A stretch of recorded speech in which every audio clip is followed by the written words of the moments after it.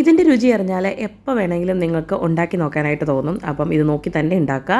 അപ്പം എല്ലാവർക്കും നമ്മളുടെ പുതിയൊരു വീഡിയോയിലേക്ക് സ്വാഗതം. അപ്പോൾ നമ്മളുടെ ഈ ഈസി പീസി ടേസ്റ്റി റെസിപ്പി തയ്യാറാക്കാനായിട്ട് ഒരു പാത്രത്തിലേക്ക് കുറച്ച് വെള്ളം ചേർത്ത് വെച്ചിട്ടുണ്ട്. ഇത് നന്നായിട്ടൊന്ന് ചൂടാവണം. നല്ലതുപോലെ തിളച്ച് കഴിഞ്ഞാൽ പിന്നെ നമ്മളിതിലേക്ക് ചേർത്ത് കൊടുക്കുന്നത് കുറച്ച് സോയാ ചങ്ക്സ് ആണ്. അപ്പം ഏകദേശം ഒരു 1.5 കപ്പോളം സോയാ ചങ്ക്സ് ഞാൻ അതിലേക്ക് ചേർത്ത് കൊടുക്കുന്നുണ്ട്. സോയാ ചങ്ക്സ് ഇതിലേക്ക് ചേർത്ത് കഴിഞ്ഞാൽ പിന്നെ നമുക്കിതൊന്ന് ചെറുതായിട്ട് തിളപ്പിച്ച് കൊണ്ടുവരേണ്ട ഒരു ആവശ്യമുണ്ട്. ഒരുപാട് നേരമൊന്നും തിളപ്പിക്കേണ്ട. ഇതുപോലെ ഒന്ന് കയറി ഇതുപോലെ തിളച്ച് തുടങ്ങുമ്പോൾ തന്നെ നമുക്ക് ഇത് ഫ്ലെയിം ഓഫ് ചെയ്തിട്ട് നമുക്ക് ഇതൊന്ന് കഴുകി വാർന്ന് വെക്കാം. എന്നിട്ട് നല്ലോണം പിഴിഞ്ഞ് ഇതിൻ്റെ വെള്ളമൊക്കെ നമുക്കൊന്ന് കളയണം. അപ്പോൾ മാത്രമേ നമ്മൾ ഉദ്ദേശിക്കുന്ന ടേസ്റ്റ് നമ്മൾ സോയ കൊണ്ട് എന്തുണ്ടാക്കിയാലും ലഭിക്കത്തുള്ളേ. സോയയൊക്കെ പിഴിഞ്ഞതിന് ശേഷം നമുക്കിത് കട്ട് ചെയ്ത് മറ്റൊരു പാത്രത്തിലേക്ക് മാറ്റി വെക്കാം. ഇനിയൊരു പാത്രം നമുക്ക് അടുപ്പത്ത് വെച്ച് നന്നായിട്ടൊന്ന് ചൂടാക്കാം. നന്നായിട്ട് ചൂടായി കഴിഞ്ഞാൽ പിന്നെ നമുക്കിതിലേക്ക് കുറച്ച് വെളിച്ചെണ്ണയൊന്ന് ചേർത്ത് കൊടുക്കണം. കുറച്ച് കടുക് ചേർത്ത് ഒന്ന് പൊട്ടിച്ചെടുക്കണം. കടുകൊക്കെ പൊട്ടിക്കഴിഞ്ഞാൽ പിന്നെ നമുക്കിതിലേക്ക് കുറച്ച് കറിവേപ്പില വേണം. അപ്പം 1-2 തണ്ട് കറിവേപ്പില നിങ്ങളുടെ കയ്യിലുള്ളതനുസരിച്ച് നിങ്ങൾക്ക് ചേർത്ത് കൊടുക്കാം. അതിനുശേഷം ഇതിലേക്ക് 2 വറ്റൽമുളകും കൂടെ ചേർത്ത് കൊടുക്കുന്നുണ്ടേ. ഇനി ഇതിലേക്ക് ചേർത്ത് കൊടുക്കുന്ന ഇഞ്ചി, വെളുത്തുള്ളി, പച്ചമുളക് ചതച്ചതാണ്.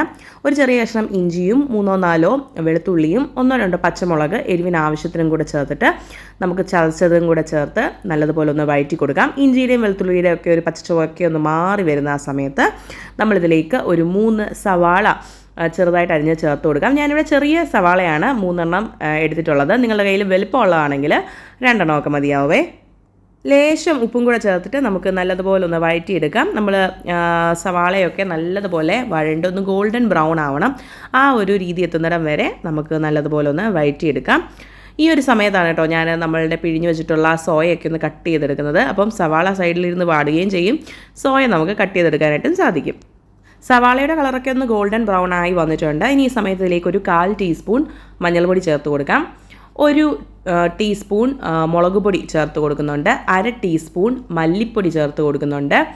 പിന്നെ ഒരു 1/2 ടീസ്പൂൺ കുരുമുളക് പൊടിയും 1/2 ടീസ്പൂൺ ഗരം മസാലയും ചേർത്ത് കൊടുക്കുന്നുണ്ട്. അപ്പം ഞാൻ ഈ എടുത്തിരിക്കുന്ന സ്പൂണിൻ്റെ അളവിലാട്ടോ പറഞ്ഞിട്ടുള്ളത്. അപ്പം ഇത് 1 ടീസ്പൂണാണ്. അപ്പോൾ അതുകൊണ്ടാണ് ആ ഒരളവിൽ പറഞ്ഞിട്ടുള്ളത്. അപ്പം നമ്മൾ പൊടികളെല്ലാം ചേർത്ത് കൊടുത്തതിന് ശേഷം പിന്നെ നമുക്ക് പൊടികളുടെ പച്ചച്ചുവയൊക്കെ ഒന്ന് മാറ്റിയെടുക്കണം. അപ്പം ഈ പൊടികളൊക്കെ ചേർത്ത് കൊടുക്കുന്ന സമയത്ത് ഫ്ലെയിം എപ്പോഴും ലോയിൽ കീപ്പ് ചെയ്യാൻ ശ്രദ്ധിക്കണം. ഇല്ലെങ്കിൽ പൊടികളൊക്കെ പെട്ടെന്ന് തന്നെ ഒന്ന് കരിഞ്ഞു പോകാനുള്ള ചാൻസ് ഉണ്ട്. പൊടികളുടെ പച്ചച്ചുവയൊക്കെ നമുക്ക് നല്ലതുപോലെ ഒന്ന് മാറ്റിയെടുക്കാം. അതിനുശേഷം നമ്മളിതിലേക്ക് കട്ട് ചെയ്ത് വെച്ചിട്ടുള്ള നമ്മളുടെ സോയ ചങ്ക്സ് ചേർത്ത് കൊടുക്കാം. ഞാനിവിടെ നല്ല വലിപ്പമുള്ള സോയ മാത്രമേ ഇതുപോലെ കട്ട് ചെയ്തെടുത്തിട്ടുള്ളൂ. ചെറുതൊക്കെ അതുപോലെ തന്നെ ഇട്ടേക്കുവാണേ. എന്നിട്ട് നമുക്ക് നല്ലതുപോലെ ഇതൊന്ന് മിക്സ് ചെയ്ത് ആ മസാലയെല്ലാം സോയയിലെല്ലാ ഭാഗത്തും എത്തത്തക്ക രീതിയിൽ നമുക്കൊന്ന് മിക്സ് ചെയ്ത് കൊണ്ടുവരാം. ഇനി നമ്മളിതിലേക്ക് ഒരു തക്കാളി ഇതുപോലെ അരിഞ്ഞത് ചേർത്ത് കൊടുക്കുന്നുണ്ട്. ഞാനിവിടെ ഒരു വലിപ്പമുള്ള തക്കാളി ആട്ടോ അരിഞ്ഞ് ചേർത്തിട്ടുള്ളത്. നിങ്ങളുടെ കയ്യിൽ ചെറിയ തക്കാളിയാണെങ്കിൽ 2 വരെയൊക്കെ ചേർത്ത് കൊടുക്കാം. ആ ഒരു പുളിപ്പ് നമ്മളുടെ ഈ ഒരു റെസിപ്പിക്ക് നല്ലതാണ് കേട്ടോ. അപ്പം ഒരു അത്യാവശ്യം വലിപ്പമുള്ള ഒരു തക്കാളിയാണ് ഞാൻ അതിലേക്ക് ചേർത്ത് കൊടുക്കുന്നത്. എന്നിട്ട് നല്ലതുപോലെ ഒന്ന് മിക്സ് ആക്കി കൊടുക്കുന്നുണ്ട്. ഞാൻ ഇതിലേക്ക് നല്ല ഒരു ടേസ്റ്റ് കിട്ടാൻ വേണ്ടിയിട്ട് മീറ്റ് മസാല ചേർത്ത് കൊടുക്കുന്നുണ്ട്. നിങ്ങൾക്ക് താല്പര്യം ഉണ്ടെങ്കിൽ മാത്രം മീറ്റ് മസാല ചേർത്ത് കൊടുക്കാം. ഇല്ലെങ്കിൽ നമ്മളുടെ സാധാരണ ഗരം മസാല ചേർത്ത് കൊടുത്താലും മതി കേട്ടോ. ഞാനിപ്പോൾ ഗരം മസാലയും അത് കൂടാതെ മീറ്റ് മസാലയും കൂടെ ഒന്ന് ചേർത്ത് കൊടുക്കുന്നുണ്ട്.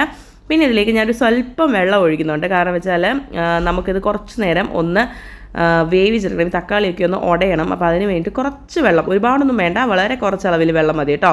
ഒരുപാടായി കഴിഞ്ഞ് കഴിഞ്ഞാൽ നമ്മൾ ഉദ്ദേശിക്കുന്ന ടേസ്റ്റ് ഒന്നും നമ്മളുടെ ഈ ഒരു റെസിപ്പിക്ക് കിട്ടത്തില്ല. കൂടെ ചേർത്തതിന് ശേഷം ഒന്നും കൂടെ നമുക്കൊന്ന് മിക്സ് ആക്കി കൊടുക്കാം. എന്നിട്ട് അടച്ച് വെച്ചിട്ട് കുറച്ച് നേരം നമുക്ക് ഒരു ലോ ഫ്ലെയിമിൽ ഇട്ടിട്ട് ഒന്ന് കുക്കാക്കി എടുക്കുന്നുണ്ട്. അപ്പോൾ ഒരു 5-6 മിനിറ്റ് മതി. ആ സമയം കൊണ്ട് തന്നെ നമ്മളുടെ തക്കാളിയൊക്കെ അത്യാവശ്യം നന്നായിട്ട് ഉടഞ്ഞും വരും. അതുപോലെ തന്നെ നമ്മളുടെ സോയ ബാക്കി എന്തെങ്കിലും വേവാനുണ്ടെങ്കിൽ ഒന്ന് വെന്തും കിട്ടും. ഓൾറെഡി വെന്തതാണ്, എന്നാലും ഇച്ചിരി കൂടെ ഒന്ന് സോഫ്റ്റ് ആകും. നമുക്ക് പാത്രത്തിൻ്റെ അടപ്പ് ഒന്ന് തുറന്ന് നോക്കാം. അപ്പോൾ ഇതാണ് ഇപ്പോഴത്തെ അവസ്ഥ. ഇനി നമുക്കിതിലേക്ക് കുറച്ച് പെരിഞ്ജീരകത്തിൻ്റെ പൊടി ഒന്ന് ചേർത്ത് കൊടുക്കുന്നുണ്ട്. ഒരു 1/2 ടീസ്പൂണോളം ചേർത്ത് കൊടുത്തിട്ടുണ്ട്. അതും കൂടെ ചേർത്തതിന് ശേഷം ഒന്നും കൂടെ നന്നായിട്ട് മിക്സ് ചെയ്യാം. ഇനി നമ്മളിത് അടച്ച് വെച്ചിട്ടൊന്നും കുക്കാക്കില്ല. ഇനി നമ്മൾ ഏറ്റവും കുറച്ച് ലോ ഫ്ലെയിമിലിട്ടിട്ട് നമ്മളിത് നല്ലതുപോലെ ഒന്ന് ഫ്രൈ ആക്കി എടുക്കുക കേട്ടോ ചെയ്യുന്നത്. അതായത് നല്ലോണം അതിൻ്റെ വെള്ളമൊക്കെ വറ്റി അത് ചെറുതായിട്ടൊന്ന് മൊരിഞ്ഞ് വരണം. ആ ഒരു പാകം എത്തുന്നിടം വരെ നമ്മൾ നല്ലതുപോലെ ഒന്ന് ലോ ഫ്ലെയിമിലിട്ട് ഒന്ന് മൊരിയിച്ചെടുക്കുന്നുണ്ട്. എന്തോരം മുരിഞ്ഞ് വരണമെന്നുള്ളത് ഓരോരുത്തരുടെ ഇഷ്ടം അനുസരിച്ചാണ് ഇരിക്കുന്നത്. എനിക്കങ്ങ് ഒരുപാട് അങ്ങ് മുരിഞ്ഞ് കമ്പ് പോലെ ഇരിക്കുന്നതൊന്നും ഇഷ്ടമല്ല. അപ്പം ഞാൻ രണ്ടിൻ്റെ ഇടയിൽ നിൽക്കുന്ന ഒരു പാകത്തിലാണ് എടുത്തിട്ടുള്ളത്. നിങ്ങളുടെ ഇഷ്ടത്തിനനുസരിച്ച് നിങ്ങൾക്ക് മൊരിയിച്ചോ മൊരിയിക്കാതെയോ ഒക്കെ എടുക്കാവുന്നതാണ് കേട്ടോ. ഏകദേശം ഒരു 10-15 മിനിറ്റോളം ഞാൻ ലോ ഫ്ലെയിമിലിട്ടിട്ട് ഇതൊന്ന് മൊരിയിച്ചെടുത്തിട്ടുണ്ട്. ഉപ്പ് പോരായ്ക തോന്നുന്നുണ്ടെങ്കിൽ ഈ സമയത്ത് ആഡ് ചെയ്യണം. ലേശം കുറവ് തോന്നിയിരുന്നു, അപ്പോൾ ഞാൻ കുറച്ച് ആഡ് ചെയ്ത് കൊടുത്തിട്ടുണ്ട്. അത് വീഡിയോ എടുത്തപ്പോൾ സ്കിപ്പായി പോയതാട്ടോ. അപ്പം ഉപ്പ് പാകത്തിന് നിങ്ങൾ ചേർത്ത് കൊടുക്കണം. വളരെ സിമ്പിളായിട്ട് എളുപ്പത്തിൽ തയ്യാറാക്കാൻ പറ്റുന്ന ഒരു ഈസി പീസി റെസിപ്പിയാണിത്. ചോറിനൊപ്പം ചപ്പാത്തിക്കൊപ്പം ഒരു അടിപൊളി കോമ്പിനേഷൻ തന്നെയാണ്. ഒന്ന് തീർച്ചയായും ട്രൈ ചെയ്ത് നോക്കണം. ട്രൈ ചെയ്തിട്ട് ഫീഡ്ബാക്സ് ഒക്കെ അറിയിക്കണം. പിന്നെ നമ്മളുടെ ചാനൽ നിങ്ങൾക്ക് ഇഷ്ടപ്പെടുന്നുണ്ടെങ്കിൽ നമ്മളുടെ വീഡിയോ ഒന്ന് ലൈക്ക് ചെയ്യണം. അതുപോലെ തന്നെ ചാനൽ സബ്സ്ക്രൈബ് ചെയ്ത് നമ്മളോടൊന്ന് കൂട്ടുകൂടിയും കൂടെ വേണേ. അപ്പം ഇതുപോലെയുള്ള റെസിപ്പികൾ നിങ്ങൾക്ക് കാണാൻ താല്പര്യമുണ്ടെങ്കിൽ നിങ്ങൾ സബ്സ്ക്രൈബ് ചെയ്യുമ്പോൾ നോട്ടിഫിക്കേഷൻ ബെല്ലൈക്കൺ കൂടെ പ്രസ് ചെയ്യണേ. അപ്പോൾ നല്ലൊരു വീഡിയോയുമായിട്ട് നമുക്ക് ഉടനെ കാണാം. അതുവരേക്കും ബൈ.